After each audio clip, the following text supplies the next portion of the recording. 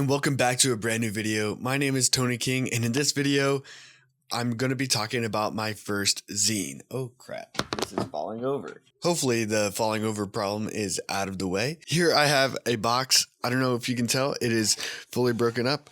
And inside are my copies of my first zine. And if you are interested somehow by any chance at any point in this video or even right now to get a copy of Recycled Gazes, there may or may not still be copies left, but how to find out is to DM me through Instagram at TonyKingPics. I'll put that on the screen probably at some point right here. That is the best way to contact me if you ever want to order a print or a copy of the zine. And there may or may not be copies available. Like I said, if there's a lot of interest, there might be a second run of this zine. And anyway, if you ever want a print of my work, you can also find that through my Instagram DMs.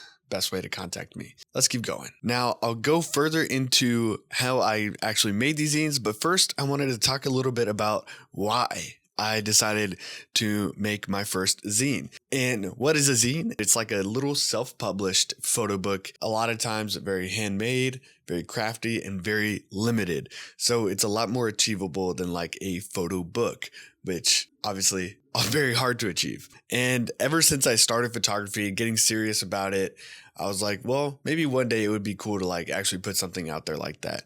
But furthermore, let me go back to when I was a kid and I was writing all these like short stories, these short books, and hoping that one day I could publish something. This idea of creating something and sharing it publicly was very attractive to me. I liked that idea a lot. So much so that, at some point I wrote a book in one day. Not even a day, like 6 hours. And, an hour later, it was published, self-published on Amazon self-publishing or whatever. The next day, probably about 15 hours later, I was like, wait a minute. The news hasn't picked up that like this young guy just wrote an amazing book and just self-published it. And it's not like a New York Times bestseller right now. Like, what's the problem? So I unpublished it 15 hours later after, not telling anybody about it. So that was my first experience with self-publishing a book or something that I've created in that way. Pretty funny. I was like, 16 at the time. Flash forward to now with the zine, with a skill set that I think I've honed, which is photography. I think I really had the skill set to actually back up, something that I created in this way. And that is why I created Recycled Gazes, which is the name of my zine. So Recycled Gazes is a zine based off photographs that I took on my recent trip to Italy. If you follow my channel, you'll know that I'm talking a lot about that trip of late. It has been such an amazing experience for me as a photographer. Huge amount of work that I'm happy with. Not every photo in this book I've talked about. Some I have, some I haven't. There are 36 pages in this 6x6 zine with some full spreads, some pages that have 3 photos, some that have 4. So there's a lot of different variations of styles of images. But one thing that I think will set this apart and really makes it fulfilling for me is that I have some written elements as well in this book, some personal anecdotes and kind of reflections on Venice as a city, and myself being from that city, I can give some anecdotes from growing up there, going there. I think that is an added element to this zine that I do give a little bit of personal background and kind of introspection, which was such a wonderful experience for me to actually write and kind of compose into this fully kind of fulfilled project that has become my first zine titled Recycled Gazes. And, if you want to know what I mean by Recycled Gazes, it's not just like a catchy name. Maybe it's not even catchy at all. There's something actually behind that. And let's be real here. Let's go ahead and talk about how we actually make it and how this is possible, because I don't make a lot of money, and obviously self-publishing something like this takes a bit of money. How did I do it? Well, I started by going to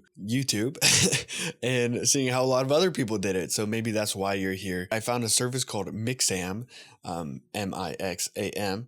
And they do a lot of printing things, but one of the things that they do is zines, specifically zines. And through their website, I found different sizes, paper materials, and all these sorts of things that you could do on Mixam, and I decided to make a 6x6 zine. First, I was going to do an 8x5 by 8x5. A lot of the photos that I took on this trip are 2x1s, and a lot of the ones that I wanted to include are 2x1s. And so I figured for a perfect spread where I can include the photo as I took it as I imagined it, was to make a book that when you open it, it's 2x1. So a square size for the book worked perfectly for me. 6x6 is then 6x12. So those images then are actually printed at a pretty nice size. Originally 8x5 by 8x5, I was like, okay, this is like going to be pretty large.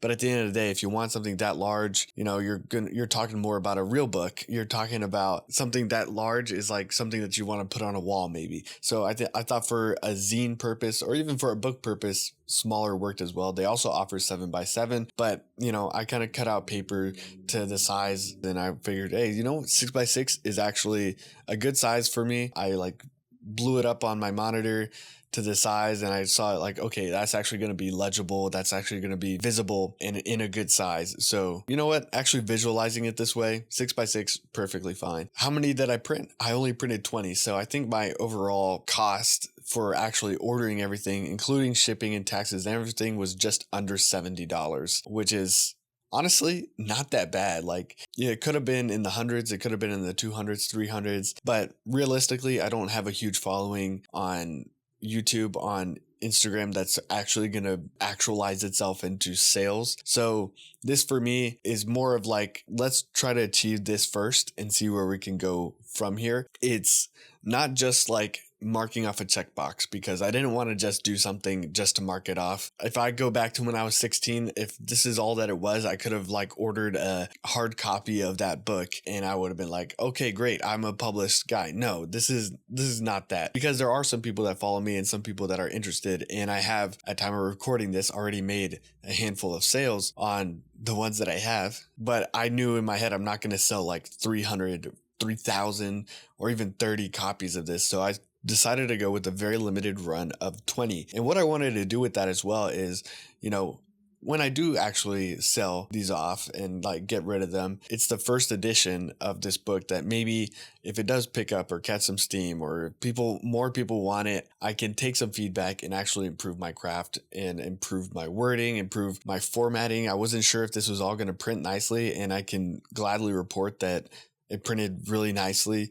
Everything fits on the page how I thought, and I'll get back to that a little bit later. But there's 20 copies of this. It's something super limited, and that just makes it a little bit more special to me, but also to the people who have it. If you did get a copy, or if you want to get a copy, you're getting something that is the first of an artist, which, like, okay, I'm not going to become like this famous person. I'm not going to be this super successful person, but you have something very limited and something very thought out and special to me, which hopefully would then become special to somebody who has it. So that is kind of a gratifying experience for me to have been able to put something together that there are some people who want it, but mostly something that I can put out that's going to be special to me and remembered in this way. And, hopefully I'll have a copy, for the rest of my life that my kids and my family can reminisce and say like, hey, he did this in his 20s and it meant something to him then, and it still means something now. And who knows, maybe at that point I will have published a book. Maybe at that point I'll have 100 zines. This is the first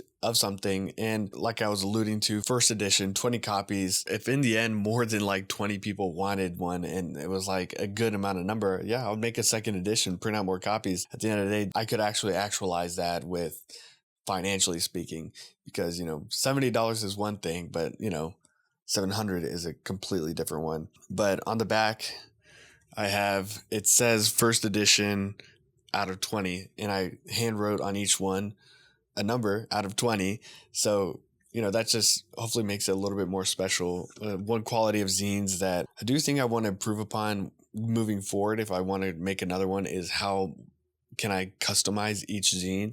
And right now, this is the only way that I have customized, but there are other things that I could do to like make it not just something that's printed, because right now it's mostly just something printed that I designed. And let's go ahead. How did I design my first zine, Recycled Gazes? That would be in Adobe InDesign. So I went on Mixam. I decided that I was going to do a 6x6. They will allow you to print a PDF that tells you how to make the margins and how to do all that. And then of course, you also have to decide how many pages you want to do. So originally I was going to do fewer pages. I was going to do like 18, 20, and now there's 36. So I started Going in InDesign, it shows you the margins, the borders, everything that you need. And then I started adding my photos. I culled photos, and in my head I already knew which ones were going to make it. As I was photographing Venice, I was like, wait a minute, I've got a project here. I think it was the very first day I was like, okay, this is what I'm going to do for the rest of this trip. And I did. I had a lot of images that I was thinking were worthy enough to be in here. And honestly, that just makes it a lot nicer for me to say, you know what? I could have replaced this image, but I think this one works the best for the story I'm trying to tell here, for the quality of the work. And in the end, I think that makes it better. Like, could somebody have been like, wait, no, that picture was going to be nicer, or that picture was better? Sure. But for me, I think the pictures that I chose are the best quality, but also the best content for recycled gazes. In InDesign, I formatted everything. I created my spreads, the pages that you open up and are one photo across 2 pages. And with this size, with 6x6, and with such few pages, especially in the middle, like, you can just put it straight across. It's going to open up nicely. The very last page is the only one that I see like a slight problem with how it printed, because there's so many pages, and I just did like a staple binding. Also, there's binding in Mixam, and I just did the cheapest version. Depending how you open the book, there can be like a little sliver of white from the cover side of the page on the last page's spread, which now I know that's a thing. I'll, keep that in mind for, the next project as it may come. The paper quality is really nice. The binding quality is also nice. Since it's so fat, there's a bit of like an opening through the middle that I haven't really been able to fully flatten out and fold to get rid of. But I mean, at the end of the day, it comes down to about $5 or so per copy. And yeah, let's keep talking about the money side of things then. I'm selling these for $8, and I'm selling about 14. I'm keeping 6 for myself and my family. I'm going to distribute them out. That would end up being about a $40 profit, which, hey, $40 is $40, and could potentially all be reinvested into a second run if I had the interest for it, which I don't think I will. But anyway, I can put that towards a next project in the future, which I think is, the best option for me where I'm at right now. Another thing I can do with this, with copies that I keep, is actually like go around to people in the local community that I know, people that I maybe look up to, having them look at it, giving me some feedback about selection, about styling, about designing, even about like just the writing. Really trying to use this as a platform to improve my craft and see what kind of opportunities it might open up for me moving forward.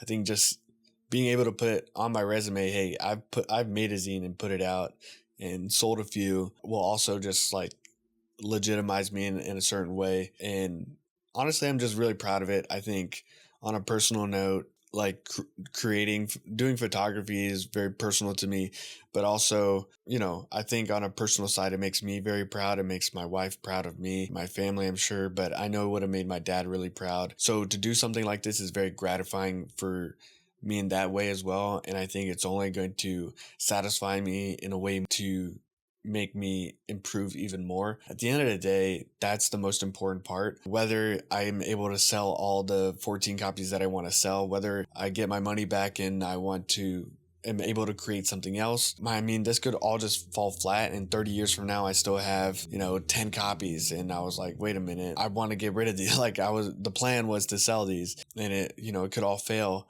But at the end of the day, with art, especially if you're able to find something that can make you proud and mean something to you and your family or friends.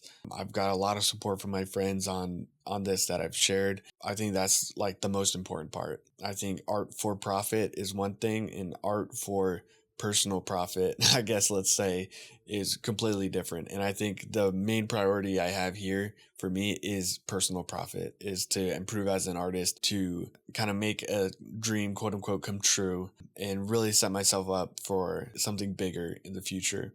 Whether it comes or not, at least I can say that I've got it started, and that I'm trying, and that I'm at a point where my skill is, I think, good enough to actually try something like this. Maybe this video isn't exactly like other videos that I watched when I was trying to make a zine, because other people talked more specifically about InDesign and about Mixam's website and like their exact pricing structure. But I mean, granted, a lot of these people were making, not just 20 copies of a zine. They were making hundreds of copies. They were making thousands even. So on the technical side of things, maybe this is not the same kind of video as those videos. What I want this video to be is more about why should you make a zine? Why did I make my zine?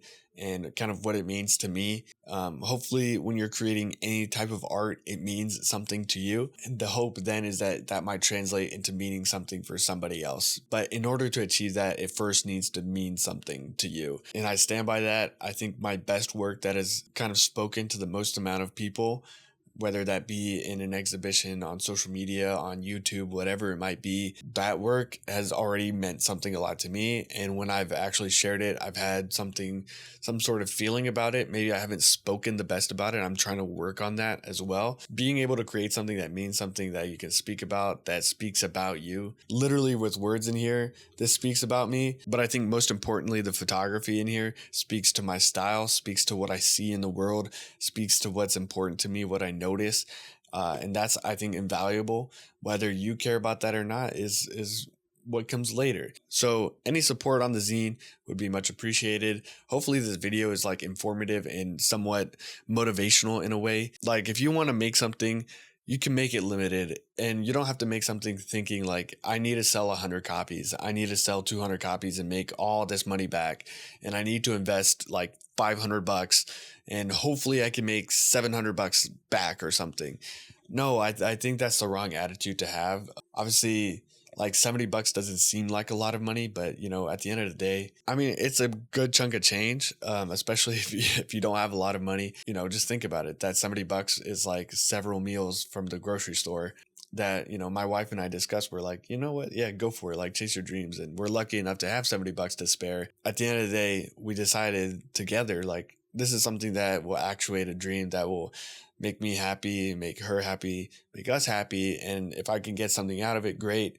But in the end, if it can make me better, that's absolutely the most important. I mean, you don't need to do 100 copies. You can do 20, you could do 10, you could do 5, you could do 1. I think 1 financially is going to cost a lot more per copy because it's going to be like $30 for 1 copy. That'd be kind of ridiculous. I mean, on this service, there's plenty of ways to make a zine. You don't have to use Mixam. You can do all sorts of things.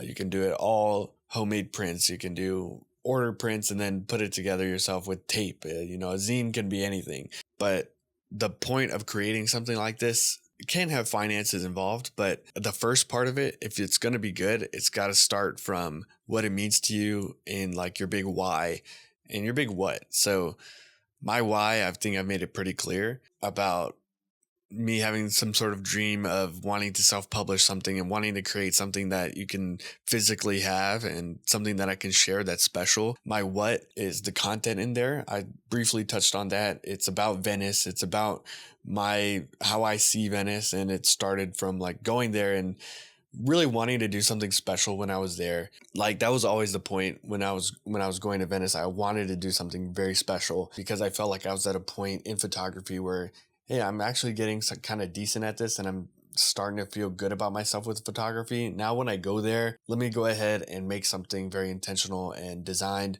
and something that sticks out to me. And that first day, I figured out exactly what that was. It's not something that you can just always go into like, I'm going to take these kinds of pictures. No, I think your style is something that you develop over time.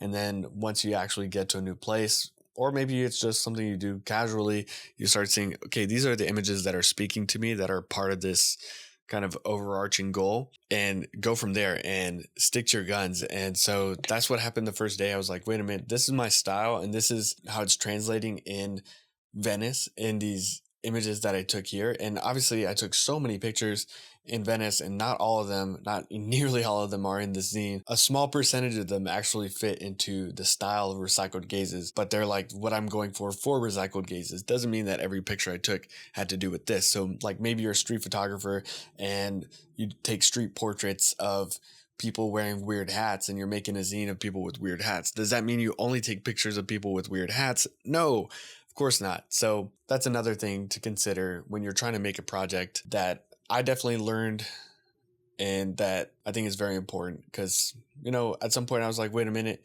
if I'm going to be taking a lot of pictures of people in this type of scenario, maybe I should really prioritize getting in this scenario so I can take these pictures. But at the end of the day, if you're only shooting for the goal, you might miss a few passes along the way. And that's a soccer reference. So if you don't know soccer, I mean, like, okay, you need more. You can't just do one thing and expect it all to work out and be good. So taking other photos is warm up, or it's for another project, or it's for something completely different, just to take it and just to share on social media, talk about it in different ways. So that's definitely a good factor. Find your what. That could be anything. A project can be, like I said, about weird hats. It could be about shoes. It could be about hands. It could be about smiling or crying. It could be about landscapes. It could be about windows. It could be about anything, as long as it means something to you, and like whatever you're creating from a photo perspective kind of lives together. That doesn't mean that they all need to be the same, but if they complement one another, or they fit the same aesthetic, the same vibe, or if together two things that are completely different juxtaposed together create some sort of irony that is exactly what you're trying to talk about. It doesn't have to have text either. Like, it could just be pictures. I wanted to add writing because I enjoy writing, and because I felt like I could add value to my images with my own personal anecdotes and my own personal feelings about Venice. Like, one thing is, like, Venice is a very touristic, very photographed location. To take a lot of photos of it and make a zine out of it, I don't think is the most original idea. I think the style of my images is not like touristy photos, but another thing that I have that not every photographer who goes to Venice might have is a personal experience throughout their entire life.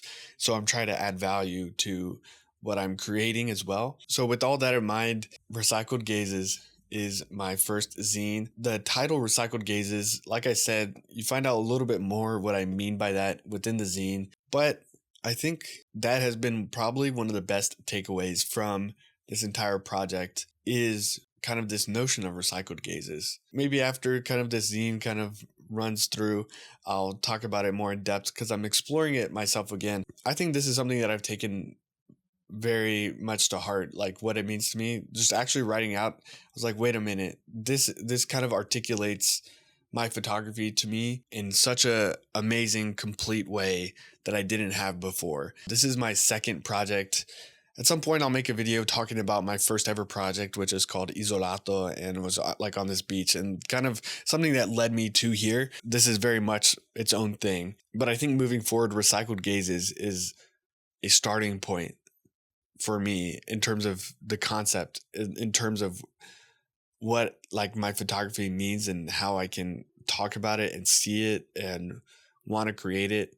So that's probably the best thing that's come out of actually creating this, bringing all these photos together and writing about them and understanding something that I probably wouldn't have without that deep introspection and thought about my work. Yeah, and I'll probably have shown a lot of images, some that are in the zine, some that are not. Maybe I won't actually talk about which ones are which, but just, so it's not just a video of me talking here. But lastly, I'm probably leaving this way too late in the video. If you do want a copy, there's a chance that there still are some. You can DM me on Instagram. That's the best way to reach out to me. And my Instagram is @TonyKingPics. So if you'd like a copy, that is how you can get in touch with me about getting one.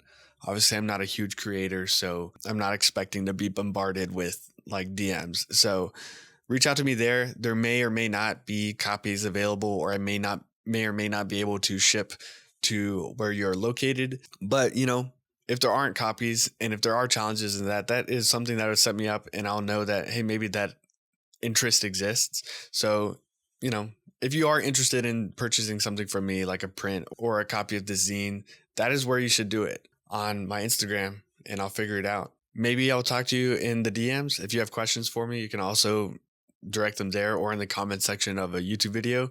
I'm trying to be pretty responsive, and if I have a lot of questions, maybe that'll become another video. Hopefully you enjoyed this video, learned something about zine making, learned something about my process behind my zine. Thank you for the support at all times about my photography. I've seen a lot of uptick in comments and engagement on my photography content of late. So I really appreciate that. And it's helping me improve as a photographer for sure. And that's the goal. Hopefully it's helping people who watch it also improve.